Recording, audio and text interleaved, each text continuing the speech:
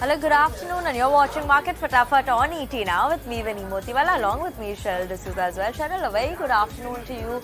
But markets since the get-go have been subdued in trade and nothing in sorts of a recovery coming in sentiment-wise as well. Right, very good afternoon to you, Vinny. If you look at the markets, yes, we did actually, in fact, stage a recovery midday, but then once European markets opened to trade, that's when we actually saw the market slip further. So you have markets that are now hovering around the day's lowest point, a tad bit of a mild uptick coming in the last few minutes or so. But if you look at the European markets, they are the one, they are declining in trade, 0.5% downtick coming in for DAX and CAC. In fact, FTSE shockingly is bucking the overall market weakness globally as well. If you look at Dow futures are also trading lower by approximately 250 odd points right now. But talking about the Indian markets then, and if you look at the Indian markets, it's Nifty Bank that's underperforming the benchmark indices, 1% downtick coming in for Nifty Bank, and not just Nifty Bank, you have broader markets also that are seeing sharp cuts in today's trading session, with small cap index actually falling more, almost 1.6% right now. Talking about the advanced decline ratio, very much tilted in the favor of declines, and that's the way the advanced decline ratio has been since the market start as well. Talking about the list of sectoral gainers and losers, the only sector that is seeing a shade of gain right now is the IT index, that is actually holding up with gains of about 0.3% as we speak. While on the flip side, it is the PSU Bank index that's taking a heavy knock of around 2.6%. You have media index falling, metal index is down 1.6%. So all the other sectors are in the negative territory, barring the IT index, and markets looking pretty much weak right now. That's how the market setup is looking like. But let's look at the individual stock movers in trade today, either on the back of these flows of technicals. On the technicals, we're joined by Sameet Chavan, while from the research team today we have Ankita as well as Harsh joining in with us. A very good afternoon to all three of you all as well.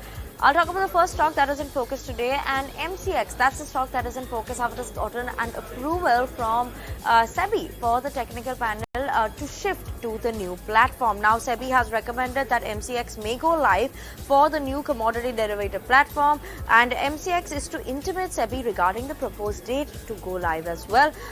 Let's not forget, on 26th of September, we were first to say that ET now had reported that transition to the new software is expected in the month of October. So let's keep an eye out on this one today. MCX obviously is trading with gains of almost 3.7% as of now, Cheryl.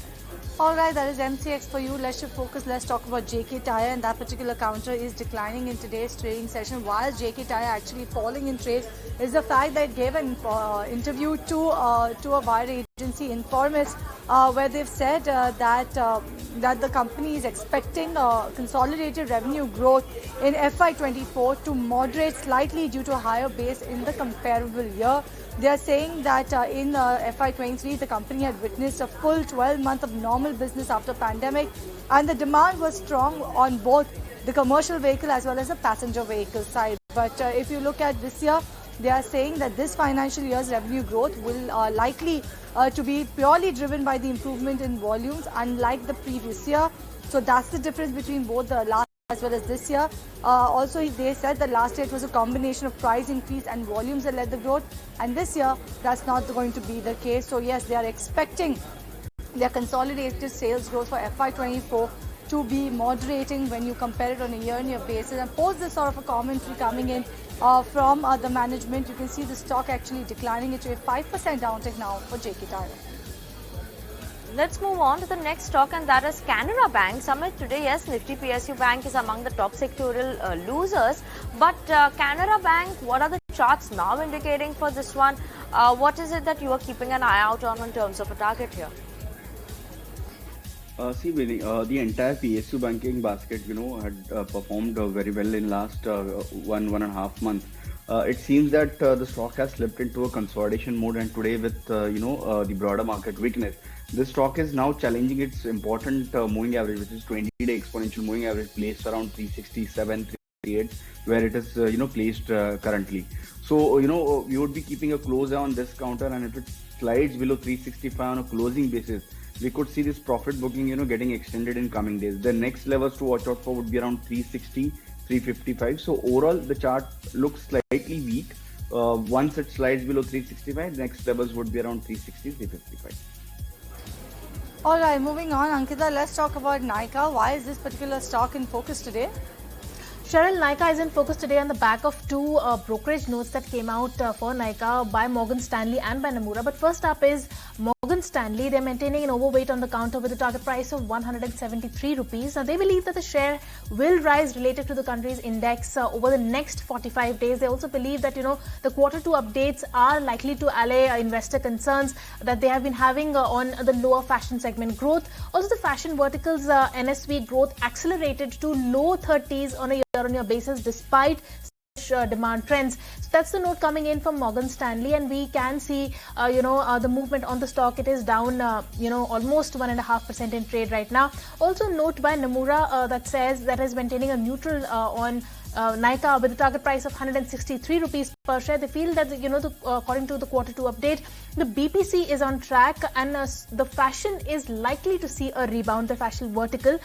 They also feel that the first half performance sets up well for second half, which is seasonally comparatively a stronger quarter for the company. They also expect consolidated revenue growth of 23% on a year-on-year basis and an EBITDA margin of 5.8%. And on the back of that, Nika is going to be in focus today.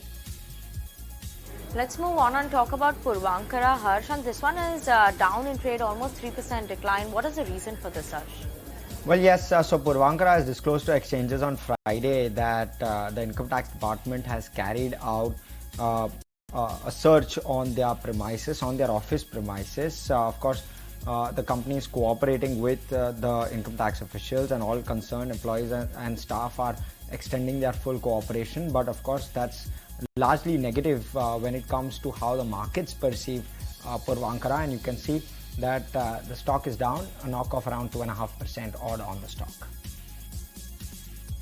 All right, moving on, Sameet, let's talk about NMDC and how is this metal player actually looking to you on the charts. There are a lot of news surrounding NMDC, the mining operations and so forth. But if you look at the stock on the charts, technically, do you think it's attractive? Because if you look at the stock, it did absolutely nothing in the first 3 or 4 months of the first 6 months, or rather 6 months ago. And now you can see the stock actually pick up steam.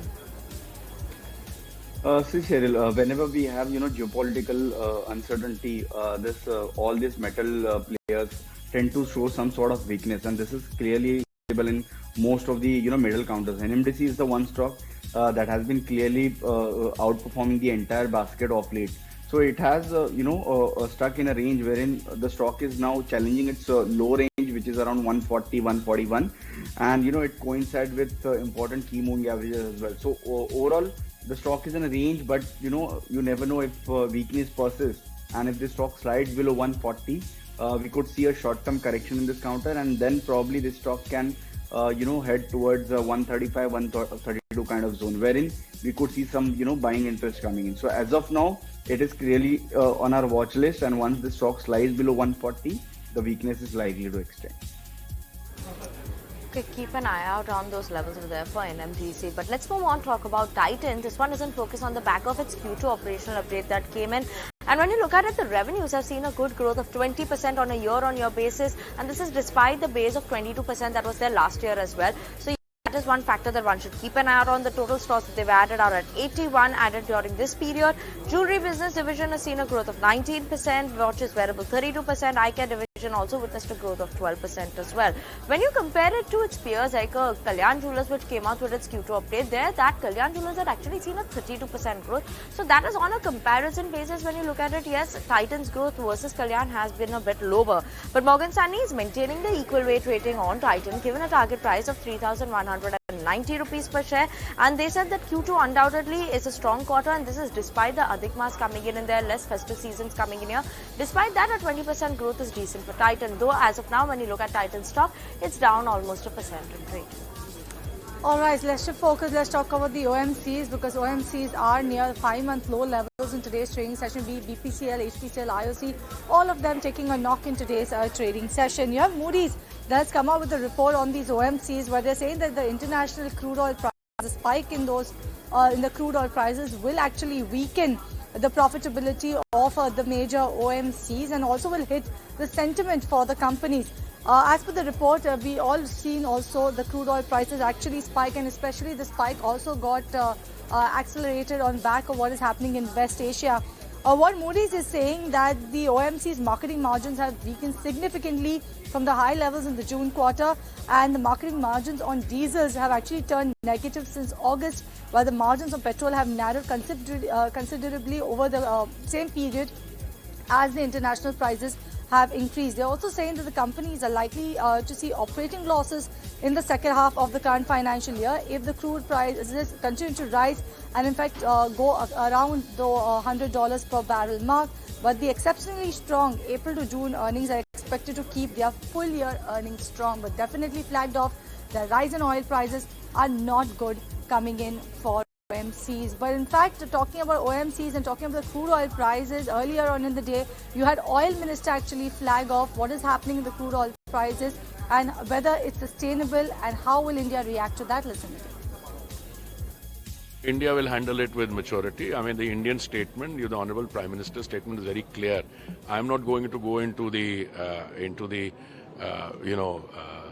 security and other issues. Insofar as energy is concerned, let us be absolutely clear that the place where the action is taking place is in many respects, the center of the global energy this thing. Okay. So we'll watch very carefully, and I think as we go along, we will navigate our way through this. There's no issue, but I was merely making a point that these kind of uncertainties only encourage people to move into sustainable, cleaner fuels, and I cited the Global Fuels Alliance as an example. Today, the world that you are facing is not a world which is characterized by shortage of crude oil. I mean, the amount of crude oil that is required to sustain the current levels of consumption, which is about 100 or 102, that is available. But some 5 million barrels a day has been taken off the market through off-cut. So that is the issue. Now, exactly, I said it's sovereign choice. We respect those who decide how much this thing. But equally, when we have to exercise our choice, we'll make the transition quicker. Okay, on that note, viewers, we're going to slip into a very short break, but don't go anywhere. We'll be back with more stocks after this break.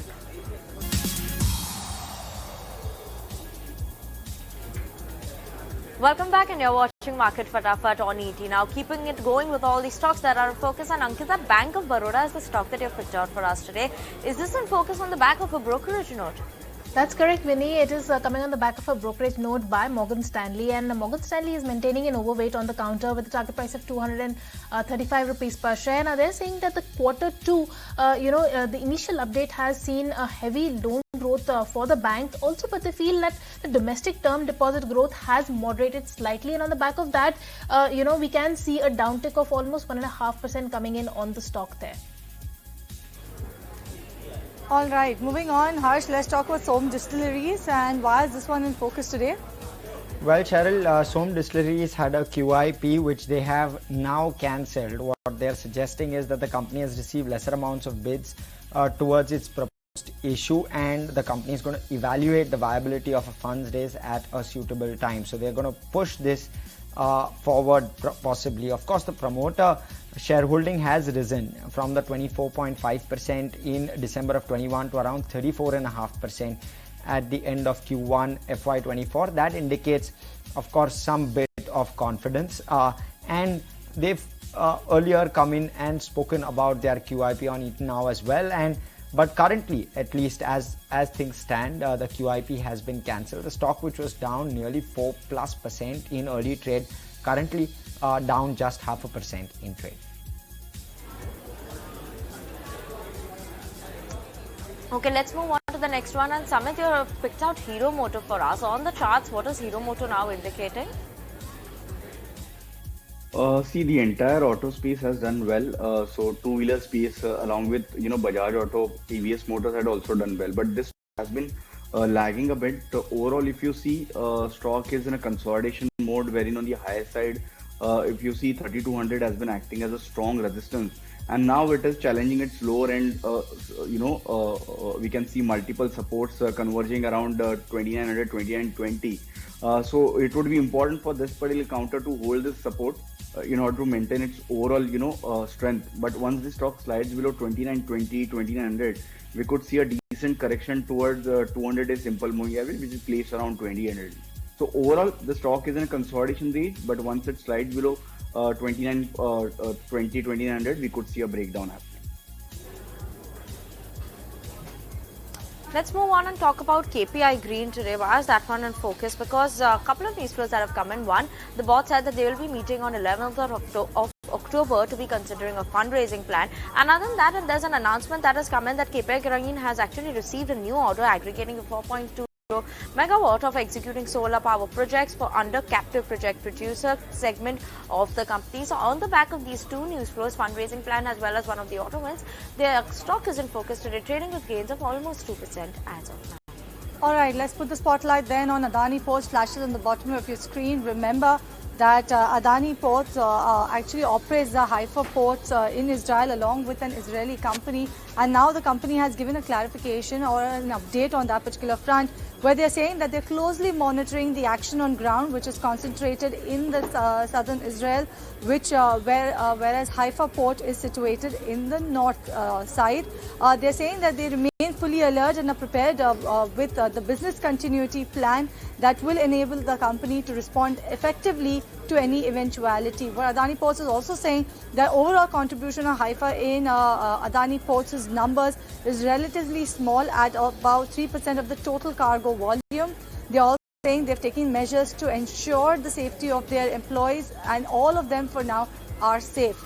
They're also saying that for current FY, they have guided for Haifa cargo volumes range of around 10 to 12 million metric ton, whereas Adani Ports' total cargo volume guidance is at around 370 to 390 million metric tons. They're also saying for current FY, like I mentioned about the volumes range, they've also said they've given a clarification trying to allay all the fears. They're saying they're closely monitoring the action on ground, which is concentrated in southern Israel, whereas the Haifa port is situated in the north, and they remain fully alert and also are prepared with business continuity plans. So that's the word coming in from Adani Ports on back of this particular development that you're seeing in West Asia.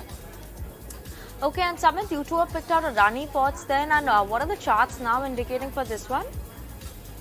So we can see some sort of negative development happening on charts as well. Stock has been consolidating in a narrow range since last couple of weeks. Today it has broken down with a breakaway gap, which confirms the inverted flag pattern as well.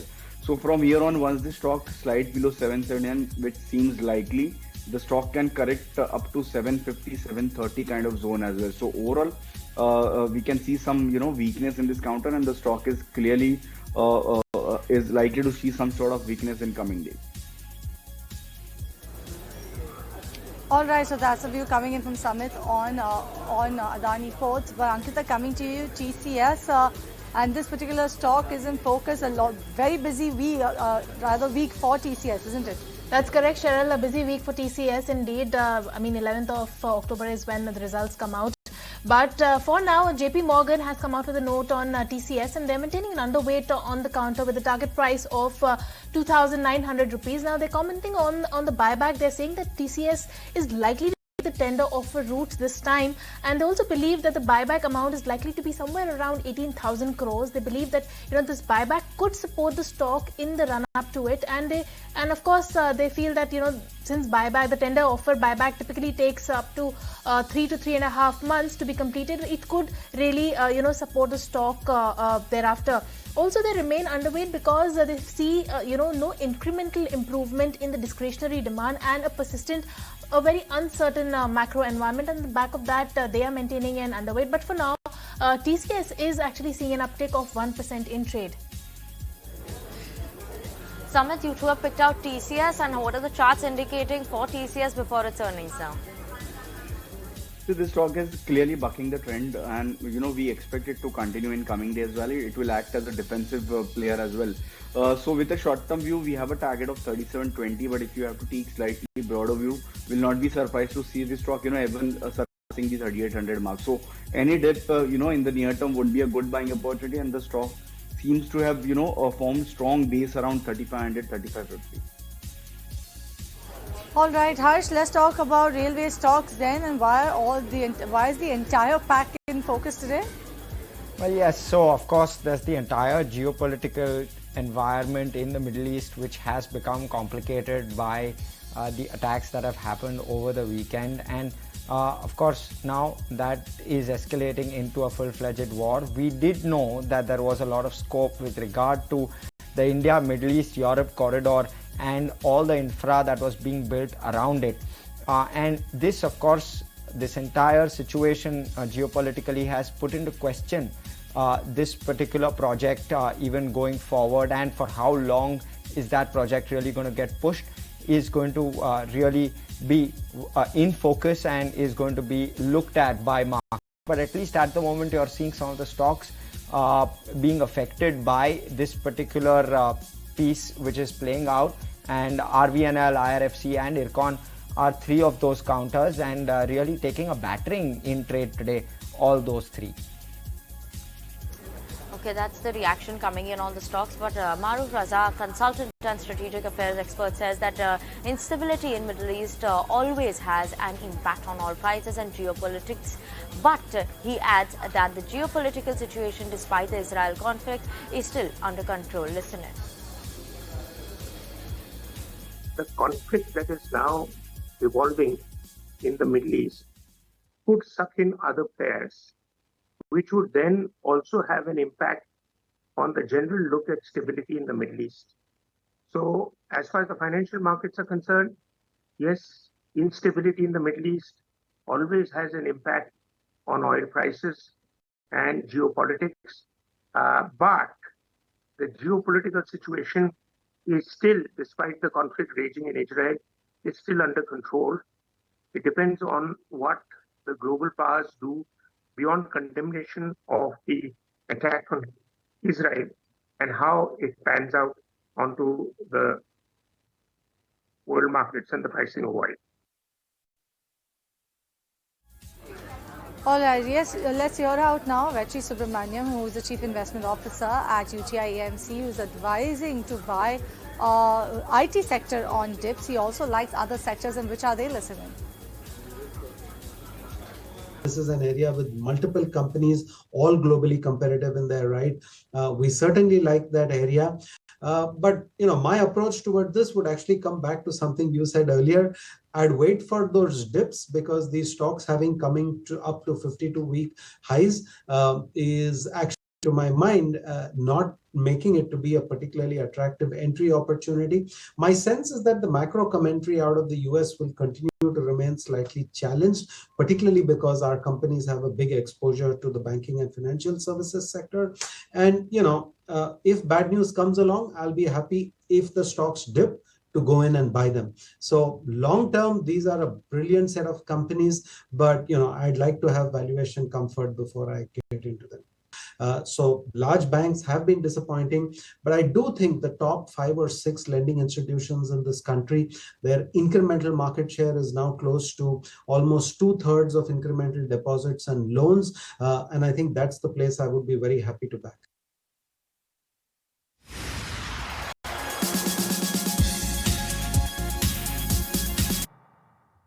Amazon